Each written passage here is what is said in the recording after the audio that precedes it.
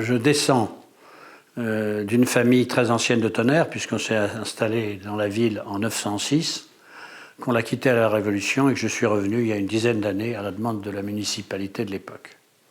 Je suis un des plus proches descendants de Charles d'Anjou, le mari de Marguerite de Bourgogne qui a créé le vieil hôpital de Tonnerre. Je me suis toujours, toute ma vie, intéressé au Chevalier d'Éon.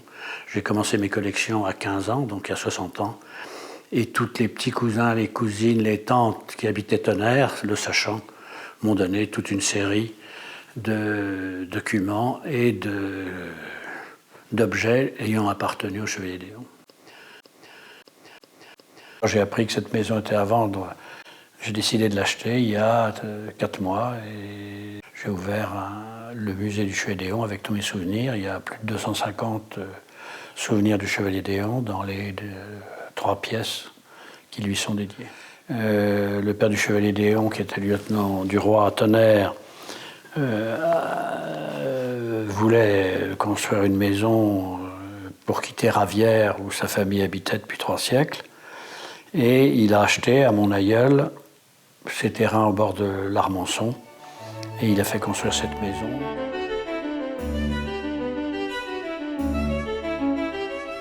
C'était une très jolie maison du début du XVIIIe avec des caves superbes car la famille d'Éon était propriétaire de vignes. Le Chevalier d'Éon avait beaucoup de vignes et il a porté très haut les vins de Tonnerre puisque à la fin du XVIIIe, c'est le vin français, le vin blanc français le plus exporté et vendu le plus cher dans toute l'Europe.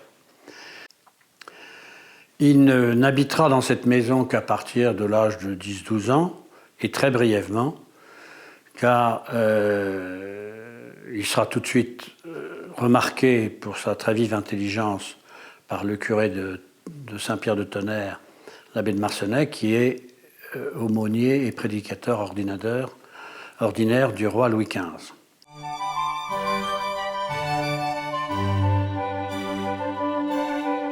Le Collège des 4 Nations, fondé par Mazarin dans les locaux de l'Académie française, était la super école de l'époque qui formait les cadres de la monarchie.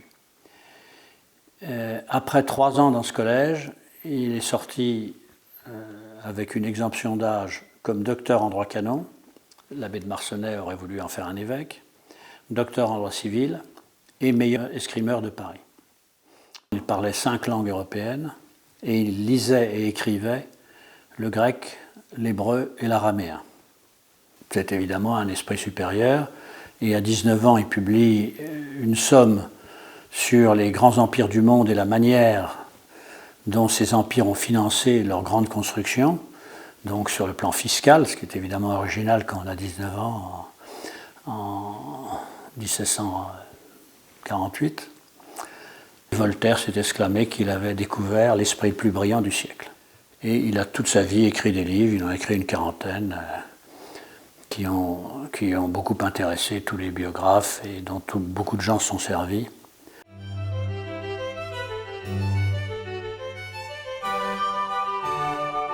La carrière d'agent secret du Chevalier d'Éon a été assez brève, car en fait, il a été essentiellement en Russie pendant 9 mois. Alors, Louis XV avait envoyé un premier ambassadeur. Le chancelier l'avait fait arrêter le marquis de la Chétardie et l'avait expédié en Sibérie, ce qui ne se fait pas. Il avait essayé d'envoyer un deuxième ambassadeur qui avait été bloqué à la frontière, prusso-russe, et il s'est dit, je vais envoyer ce Chevalier d'Éon qui est malin comme un singe à Saint-Pétersbourg, habillé en jeune fille à 26 ans. Il est devenu lectrice de la tsarine et il a obtenu de la tsarine qu'elle rompe le traité qu'elle avait signé avec la Prusse et l'Angleterre pour rejoindre l'alliance de Louis XV, de Marie-Thérèse d'Autriche et du roi de Suède. C'est ce qui deviendra la guerre de 7 ans. C'est sa première grande opération qu'il a faite là, totalement en agent secret et habillé en jeune fille.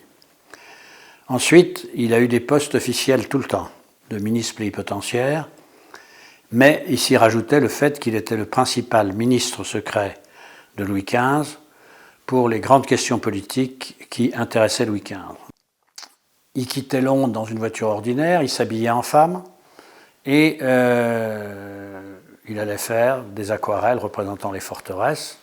Bien sûr, il comptait le nombre des canons, l'angle de tir, etc., les hommes. Et puis le commandant du fort descendait pour voir, alerté par ses soldats, pour voir la petite Française qui peignait si bien. Et là, immanquablement, il disait au commandant du fort, mais votre fort est formidable, personne, il est imprenable. Évidemment, le commandant se vantait en disant que son fort était bâti sur des rochers non stabilisés, qu'il y avait une courtine derrière un énorme buisson de ronces qui était indéfendable, qu'il y avait à 300 mètres dans une colline l'entrée d'une mine, et par cette entrée vous alliez directement jusqu'à la cour de la forteresse, etc.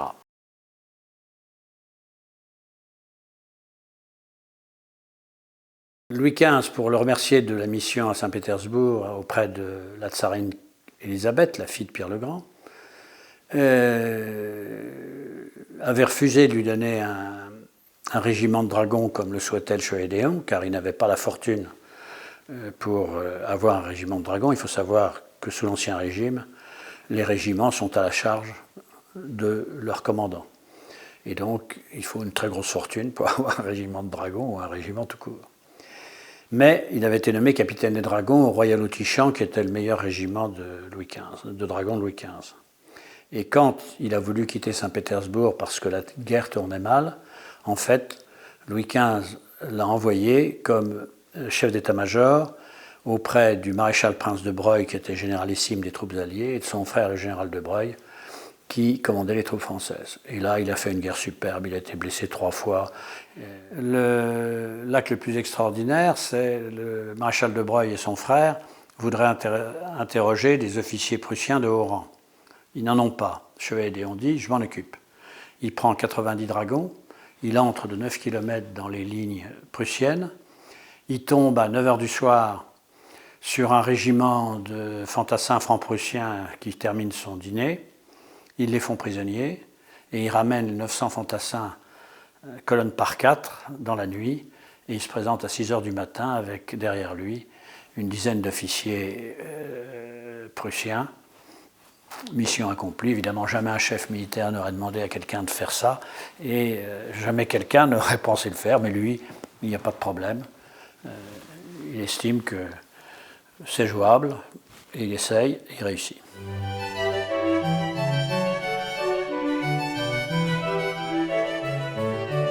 Toute sa vie, il passera pour être la meilleure épée de son époque. Alors, on ne peut pas dire qu'il ait une carrière d'escrimeur dans sa jeunesse, si ce n'est qu'il est officier et que, bien sûr, on se bat beaucoup au sabre et à l'épée. Sa grande carrière d'escrimeur, il la conçoit lorsque, ruiné par la Révolution, qui a saisi tous ses biens en France et évidemment qui ne verse plus la pension royale considérable que Louis XV lui avait donnée et que Louis XVI avait maintenue, il forme un cirque avec 8 personnes de son personnel auquel il tient particulièrement, et pendant 4 ans, il va sillonner l'Angleterre de ville en ville en donnant des spectacles d'escrime, lui habillé en femme, il a 60, 62, 64 ans, et tous les grands escrimeurs du coin viennent le provoquer, il les bat bien sûr, et également tous les grands escrimeurs européens. Alors ce cirque marche très bien parce que les gens, pour provoquer le chevalier d'Éon, payent, et pour assister au spectacle, paye aussi, et c'est plein partout. Et là, il y a un certain nombre de combats qui sont répertoriés, le plus célèbre étant celui qui l'oppose au chevalier de Saint-Georges, qui était un mulâtre, fils du marquis de Boulogne et d'une esclave noire, qui avait été officier du roi, qui était devenu officier révolutionnaire, et qui passait pour la meilleure épée de la Révolution, qui a une quinzaine d'années de moins que le chevalier d'Éon. Le chevalier d'Éon, habillé en femme, va le toucher 8 fois, et Saint-Georges ne touche que 2 fois la chevalière. Cette carrière s'achève en 1995 à Manchester, où l'épée de son adversaire se brise, lui traverse les poumons, et il sera 4 mois entre la vie et la mort, et quand il reviendra à la vie, évidemment, il ne pourra plus...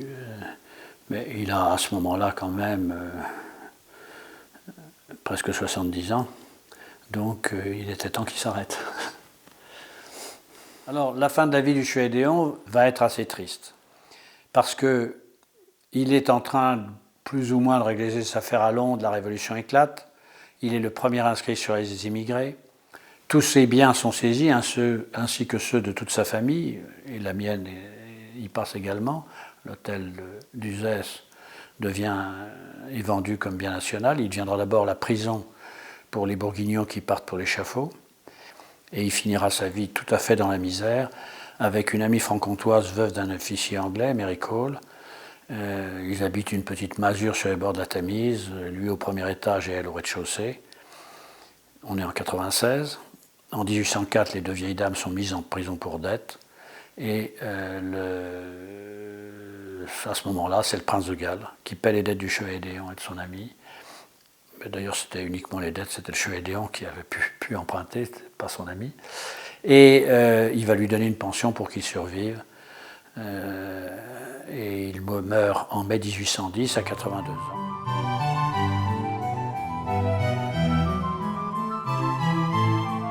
Gaillardet est un auteur assez prolixe, un journaliste qui faisait en plus des bandes dessinées. C'est l'auteur de La Tour de Nesle.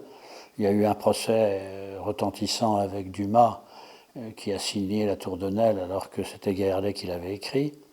Et Gaillardet a écrit les mémoires du Chevalier d'Éon en s'inspirant de mémoires réelles. Il était de Tonnerre, que lui avaient confié les parents du Chevalier d'Éon, prétendant qu'il était le père de Georges IV d'Angleterre, enfin du prince de Galles, qui deviendra Georges IV d'Angleterre. Il est certain qu'il y a beaucoup de preuves qui vont dans ce sens. L'affection, l'aide apportée par la reine au Chevalier d'Éon dans les moments de difficulté, l'affection, l'aide apportée par le prince de Galles sur la fin de la vie du Chevalier d'Éon. Bon, tout ça semble effectivement aller dans ce sens. Ce qui est sûr, c'est que Gaillardet a été victime, après la sortie de son livre, de graves menaces. Il a publié une deuxième édition où il a supprimé tout cela, et il est parti se réfugier aux États-Unis. Et après sa mort, sa fille a republié la première édition, donc celle où il y a toute cette thèse faisant de Georges IV d'Angleterre le fils du Chevalier d'Éon. Et elle n'a pas eu d'incident, on était dans les années 1920, me semble-t-il. Elle n'a pas eu de problème. Voilà, alors là, personnellement, je serais très étonné, compte tenu du côté très catholique du Chevalier d'Éon, du fait qu'il détestait les libertins et la manière dont on se conduisait à l'époque. Et d'après ce qu'on sait de la reine Sophie-Charlotte de Mecklembourg-Strelitz, reine d'Angleterre, je serais étonné que ce soit le cas, mais les éléments historiques en notre possession fortifient cette thèse quand même si j'y crois pas totalement moi-même.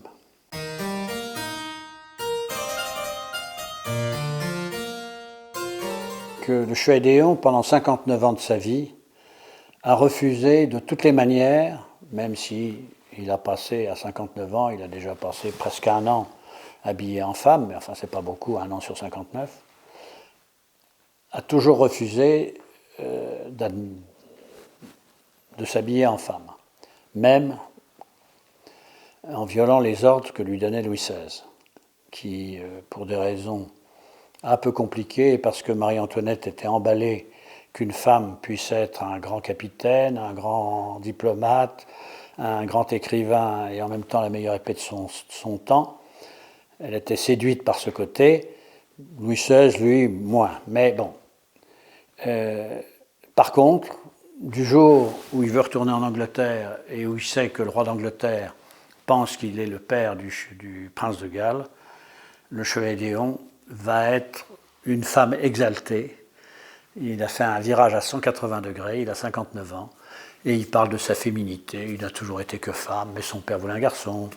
L'abbé de Marcenay a voulu lui faire le collège des 4 Nations, ensuite il a voulu être dragon, et toute sa féminité a été masquée par ce côté masculin qui lui sont en horreur.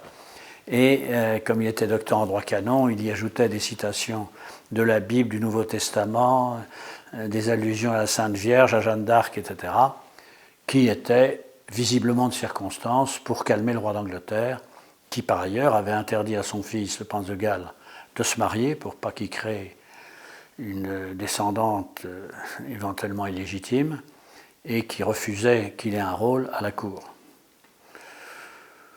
Et donc les 22 dernières années de sa vie, il a joué son rôle de femme parfaitement jusqu'à sa mort. Ça. Et il l'a fait visiblement, et ça je pense que Gaillard a raison, pour se protéger, pour protéger le prince de Galles et pour protéger la reine.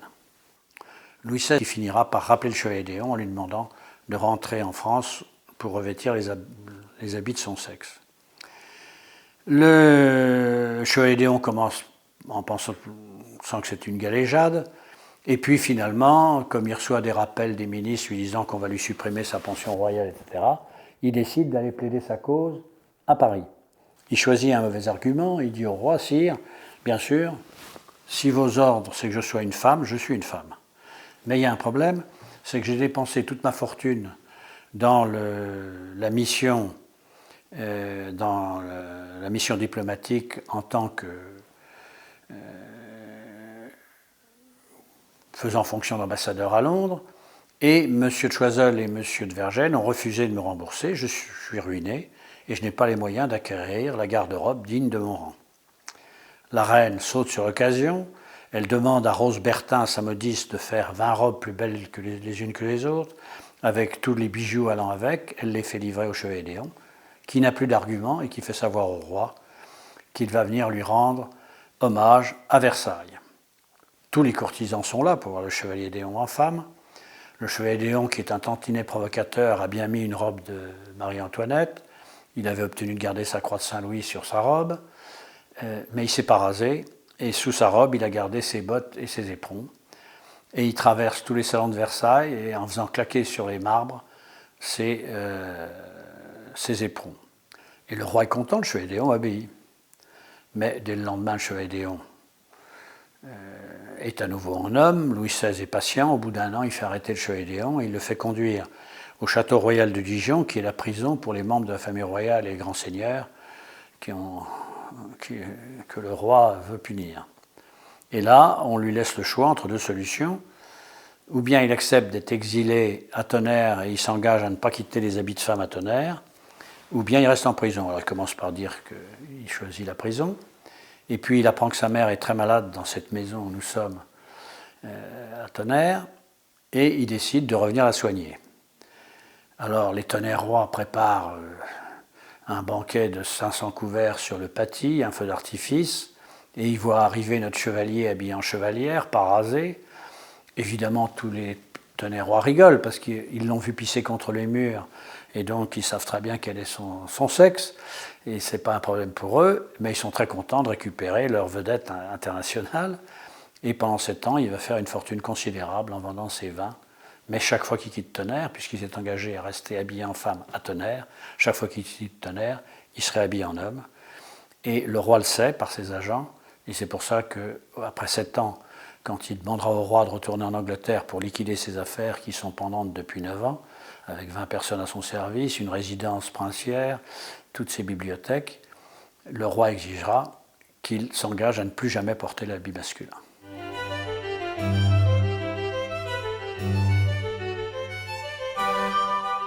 Il n'y a aucun doute possible puisqu'il y a eu une autopsie. Que cette autopsie a été signée par 2 grands chirurgiens, le chirurgien personnel du roi fou Georges III, du roi d'Angleterre, et le chirurgien de Louis XVIII qui est en exil à Londres en 1810, le père Élysée, plus quelques médecins des alentours qui ont ajouté leur signature et des personnalités françaises en exil et anglaises de très haut rang qui ont signé le document, constatant que c'était un homme parfaitement constitué, sans aucune opération, certains affirmaient que pour avoir la jolie poitrine qu'il avait, il avait dû se faire opérer, mais pas du tout. Il n'avait pas de poils sur la poitrine, il était un peu grassouillet, comme on l'est à 60 ans. Il avait inventé Wonderbras, il se serrait très fort, il rajoutait des petits coussinets, et il avait une poitrine qui faisait l'affaire, mais il n'y avait pas d'opération.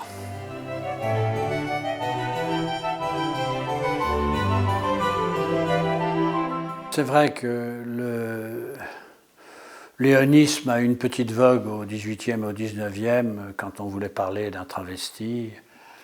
Maintenant, même le mot est à peu près oublié. Par contre, les universités gays américaines et l'université de Leeds, qui possèdent tous les documents de la partie anglaise de la vie du Chevalier d'Éon, donc où il parle de lui en femme, et en femme très féminine,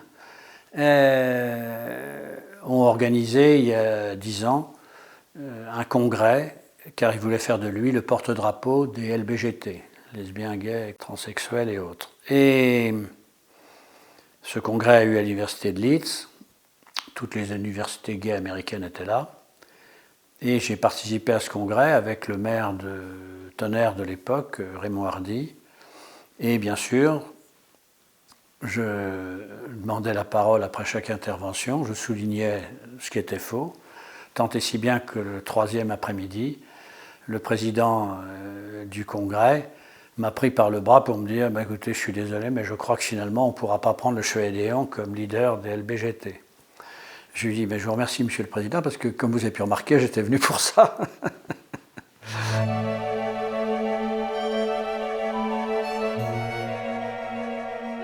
Il y a un peu plus de 200 livres français sur le Chevalier d'Éon, une vingtaine à l'étranger. Il y a des opéras, des films, des pièces de théâtre qui ont été créées sur lui, un certain nombre. Des grands auteurs comme Guitry s'y sont intéressés.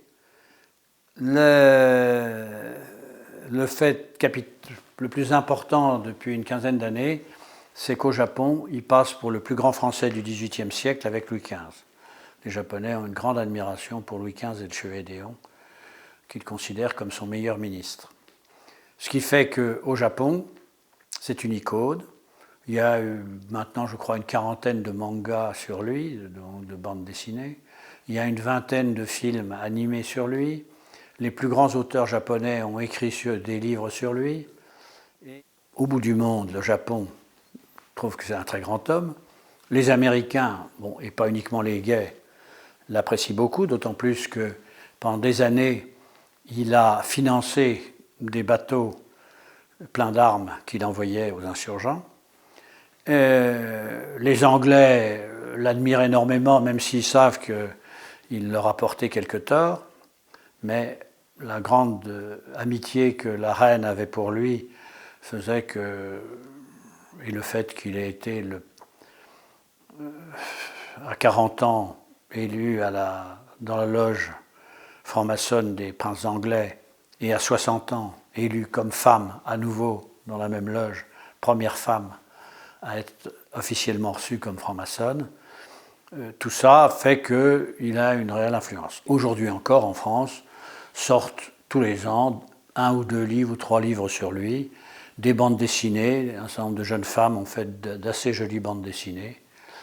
Depuis une dizaine d'années, la majorité des gens qui ont écrit en France le Chevalier d'Éon ont plutôt défendu la thèse générale que je défends, plutôt que les innombrables thèses faisant de lui un travesti, un transsexuel ou un homme très compliqué. Non, il était très catholique, il détestait le libertinage et il a eu une vie, on ne peut pas dire sans aventure, puisqu'à la bibliothèque de Tonnerre, il y a des lettres de femmes disant qu'ayant eu en main les 3 objets désirés, bon, mais pas beaucoup, et probablement sans descendance, à l'exception du prince de Galles, si on admet la thèse de Gaillardet, et si on considère que les événements qui ont relié le Chevalier d'Éon et la reine d'Angleterre, le Chevalier d'Éon et le prince de Galles, le futur George IV,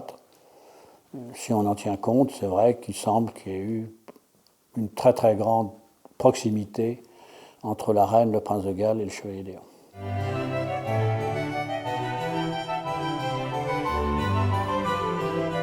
Ce qui est certain, c'est qu'aujourd'hui, il a laissé un très grand souvenir à Tonnerre, que même des gens d'implantation récente sont passionnés par le Chevalier d'Éon, que, je vous l'ai dit tout à l'heure, aux États-Unis, en Angleterre, au Japon, c'est une vedette. En Russie aussi, à Saint-Pétersbourg, il est très apprécié. Je me souviens d'en avoir discuté avec le maire de Saint-Pétersbourg il y a une quarantaine d'années, Sobchak, qui a été ensuite ministre de la Perestroïka, et qui lui aussi était passionné par l'histoire du Chevalier d'Éon. Donc c'est une très très belle image, et c'est vrai que la réduire à une question de sexe, vu la qualité de sa vie, l'importance de ce qu'il a fait à son époque pour Louis XV et pour la France, et bon, c'est un peu dommage, mais c'est vrai que c'est par là, surtout par ce point, qu'il survit, même si tous les gens qui le connaissent un peu sont plus intéressés par la réalité de sa vie que par cette histoire qui est finalement bon, la raison pour laquelle on parle de lui dans les mots croisés et dans les mots fléchés, mais ce n'est pas le fond du problème. Le fond du problème, c'est que ça a été un très grand ministre de Louis XV, qu'il a une influence considérable et qu'il a une vie qui a été à la fin malheureuse, mais avant éblouissante. À 32 ans, il était déjà excessivement connu, et à partir de 40 ans, il était le people numéro 1 de l'Europe. Toutes les gazettes d'Europe parlaient de lui régulièrement, en racontant les dernières aventures du Chevalier d'Éon, traitées à leur manière.